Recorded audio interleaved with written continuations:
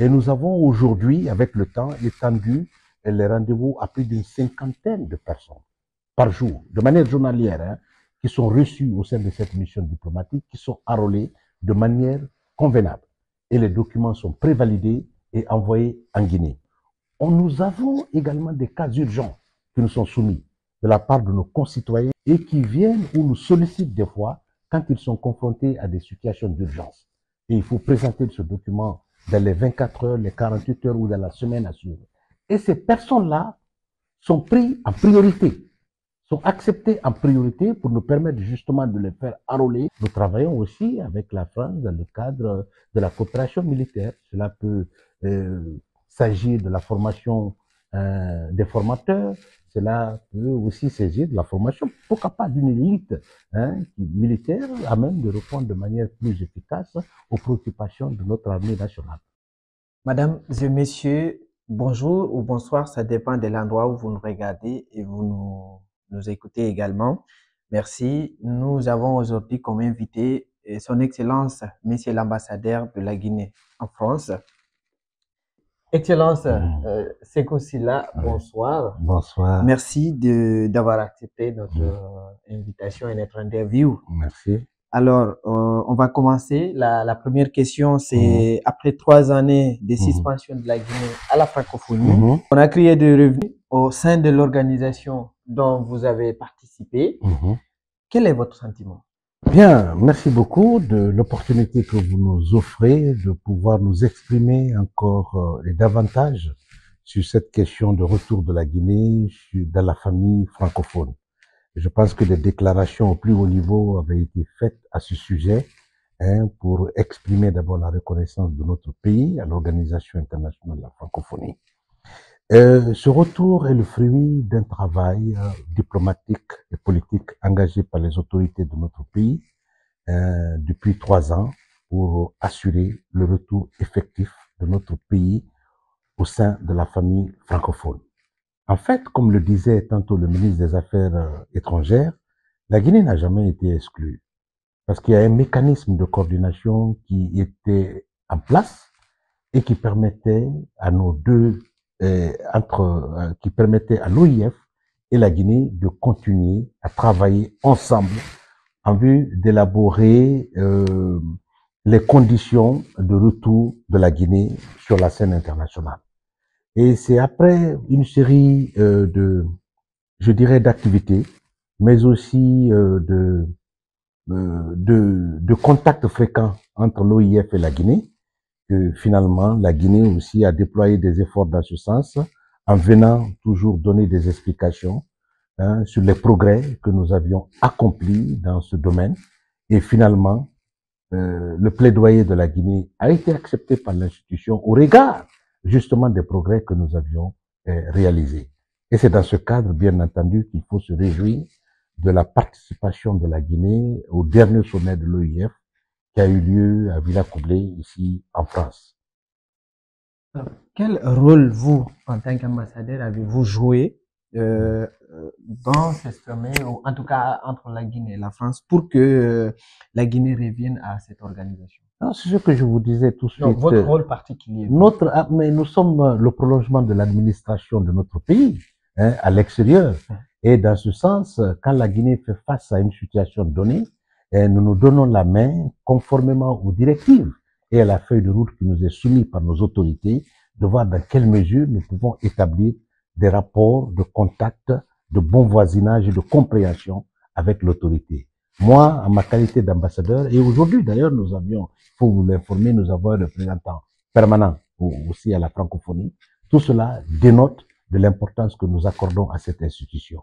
Donc nous avons un travail en commun où nous avons travaillé non seulement avec l'institution, mais aussi avec les pays membres de l'organisation. Ça a été un travail d'explication, un travail de mise en œuvre des efforts accomplis par notre pays. Et cela vraiment a suscité la compréhension et la reconnaissance des efforts engagés par les autorités au plus haut niveau.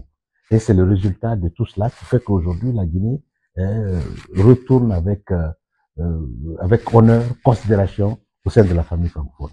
Exactement. Alors, quelles sont les conclusions de ces sommets?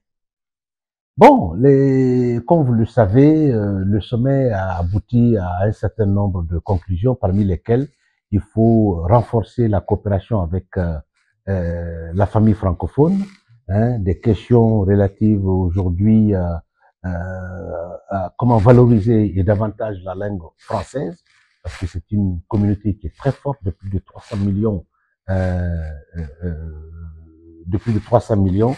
Donc, il est nécessaire que nous fassions de cette famille une dynamique de coopération, de cohésion, mais aussi de solidarité entre les peuples. Donc, il y a eu une série d'actions que les pays membres devraient soutenir pour faire avancer la langue française, pour qu'elle soit une langue de communication, une langue d'affaires, et puis mais aussi une langue parlée de manière très fréquente au sein de nos institutions. Et puis aussi, un appel a été lancé à d'autres pays qui ne sont pas membres ou qui ont été à un certain moment exclus, hein, pour voir les possibilités d'un retour de ces pays au sein de la famille francophone. Mesdames et messieurs, nous vous rappelons que nous sommes avec l'ambassadeur de la Guinée en France, son Excellence, M. Tsinkosila. Alors, nous allons parler de la situation des Guinéens établis à l'étranger. Alors, il y a beaucoup de Guinéens vivant à l'étranger qui se plaignent des conditions d'obtention de passeport. Est-ce que c'est le cas de la France? Non, je ne crois pas que ça soit vraiment véritablement le cas de la France. Mais il faut savoir que la question des passeports est une question transversale et ça touche tout le monde. Mais il faut aussi savoir que des efforts ont été menés dans ce sens pour faciliter autant que soit l'obtention de ce document qui est considéré aujourd'hui comme insaisissable par nos concitoyens. Alors, pour le cas de la France, je vais quand même m'apaisantir sur cette situation parce que quand même je suis ambassadeur en France, hein, depuis ma prise de fonction, il y avait un paramètre d'obtention des passeports qui était instauré au sein de l'ambassade qui permettait de soumettre des rendez-vous et on recevait de manière journalière une vingtaine de personnes. J'ai trouvé que cela était donc insuffisant. Et nous avons aujourd'hui, avec le temps, étendu les rendez-vous à plus d'une cinquantaine de personnes par jour, de manière journalière, hein, qui sont reçues au sein de cette mission diplomatique, qui sont enrôlées de manière convenable. Et les documents sont prévalidés et envoyés en Guinée. Mais au-delà de ces cinquantaines de personnes, nous avons également des cas urgents qui nous sont soumis de la part de nos concitoyens qui vivent sur l'étendue du territoire de notre juridiction et qui viennent ou nous sollicitent des fois quand ils sont confrontés à des situations d'urgence. Et il faut présenter ce document dans les 24 heures, les 48 heures ou dans la semaine à suivre. Et ces personnes-là sont prises en priorité, sont acceptées en priorité pour nous permettre justement de les faire enrôler et nous mettons tout en œuvre dans le cadre d'un esprit collaboratif avec le ministère de l'Intérieur et de la Sécurité en relevant au plus haut niveau la préoccupation de ses concitoyens pour que les passeports puissent être délivrés dans les meilleures conditions. Aujourd'hui, il y a une certaine fluidité, les passeports arrivent régulièrement et c'est d'ailleurs le lieu pour moi de remercier très sincèrement le ministère de la Sécurité et de la Protection civile, mais aussi le ministère des Affaires étrangères et des Guinéens établis à l'étranger, qui a mis un point d'honneur à ce que les Guinéens puissent être en possession de ce document. Donc, les faciliter d'une certaine manière leur démarche administrative. Et cette vision, il faut la reconnaître, cadre parfaitement avec celle du président de la République, le général de corps d'armée, Mamadi Doumbouya, qui a mis un point d'honneur à ce que le Guinéen, où qu'il se trouve, soit dans ses droits, soit rétabli dans ses droits. Et le ministre des Affaires étrangères également a instruit toutes les missions diplomatiques de tout mettre en œuvre pour que, à chaque fois qu'un Guinéen est confronté à une situation particulière, que les ambassades accordent une priorité à sa situation. Même s'il est le seul, il faut se lever, il faut tout mettre en œuvre pour qu'il soit dans ses droits. Et c'est ce que nous faisons. Pourtant, cela, nous apprenons que pour la délivrance de certains passeports prend également du temps jusqu'à ce que certaines de nos compatriotes perdent leur travail ou leur titre de séjour, voire leurs études. Ce qui oblige certaines même de partir jusqu'à Conakry pour avoir de passeport, extrait de naissance, voire la carte d'identité nationale. Vous venez de dire que vous priorisez ces personnes. Avez-vous un message pour ces gens-là qui disent ouais, nous avons des problèmes et que l'ambassade ne se préoccupe pas de notre situation? Bon, il faut reconnaître une chose, hein? Aucun système n'est infaillible. Hein? Mais l'essentiel, le plus important pour nous, c'est notre engagement. Et c'est ce que je viens de vous affirmer aujourd'hui. Hein? Nous recevons 50 personnes par jour et il y a des cas d'urgence qui peuvent aller jusqu'à 20 personnes par jour.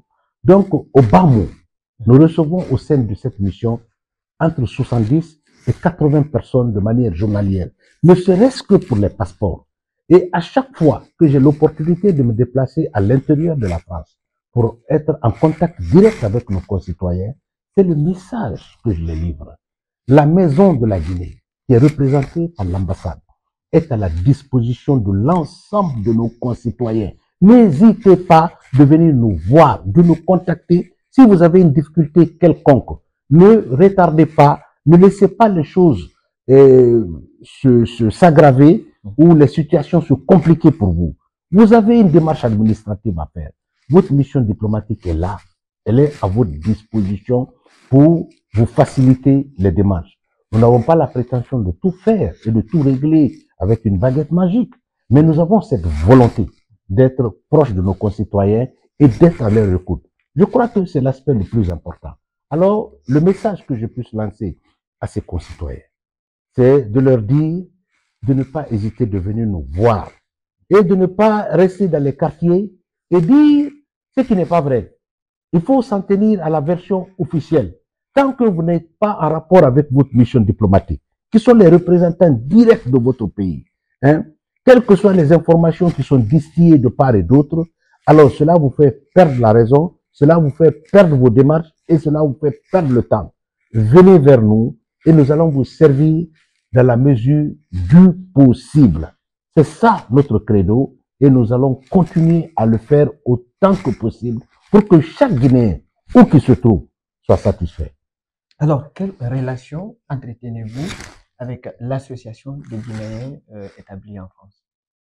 Je pense qu'il faudra certainement leur poser la question aujourd'hui, hein, parce que et les réponses que vous allez recevoir dans ce sens pourra vous convaincre davantage des efforts qui sont menés par cette mission diplomatique pour être beaucoup plus proche de nos concitoyens.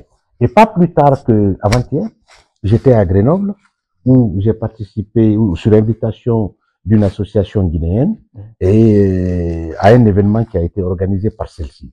Donc cela nous a permis de non seulement de rencontrer la communauté guinéenne, d'échanger avec les sages de la ville et puis aussi d'écouter leurs doléances. Et ce n'est pas la première fois depuis ma prise de fonction. Chaque mois, je me déplace, je vais dans une province. Donc cela m'a permis d'aller à Strasbourg, d'aller à Rennes, d'aller à Lyon, d'aller à Bordeaux, d'aller à Toulouse, d'aller à Grenoble, d'aller encore d'aller jusqu'à Caen et aussi d'avoir diligenté des missions de mes collaborateurs qui se sont aussi rendus dans plusieurs provinces de France. Je crois que c'est une première et il faut le saluer, qu'il y a un mécanisme de rapprochement entre la mission diplomatique que nous représentons et les communautés guinéennes, où qu'elles se trouvent.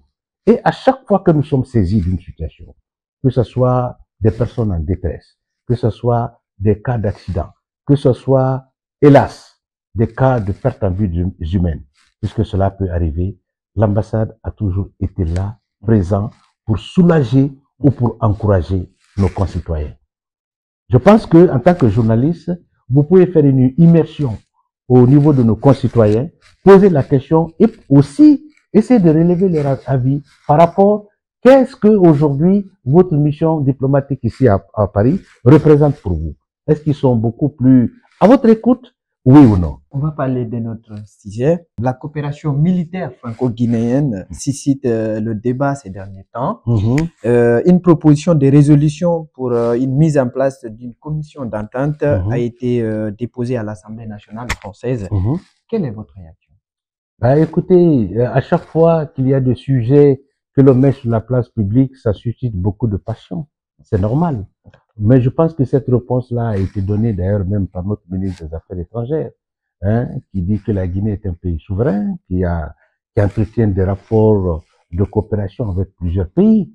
Nous travaillons militairement avec des pays comme la Chine, donc la France aussi elle est incluse, avec la Russie, avec la Turquie. Donc cela veut dire que dans sa démarche de coopération dans différents domaines, nous travaillons aussi avec la France dans le cadre de la coopération militaire. Cela peut s'agir de la formation des formateurs, cela peut aussi s'agir de la formation, pourquoi pas d'une élite militaire à même de répondre de manière plus efficace aux préoccupations de notre armée nationale. C'est la dernière question, Excellence. Que pensez-vous d'une éventuelle candidature du président de la République?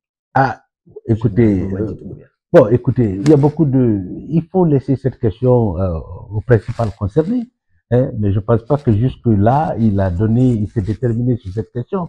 Donc moi, je ne vais pas quand même donner des appréciations sur un sujet pour lequel celui qui est le plus concerné n'a rien dit là-dessus.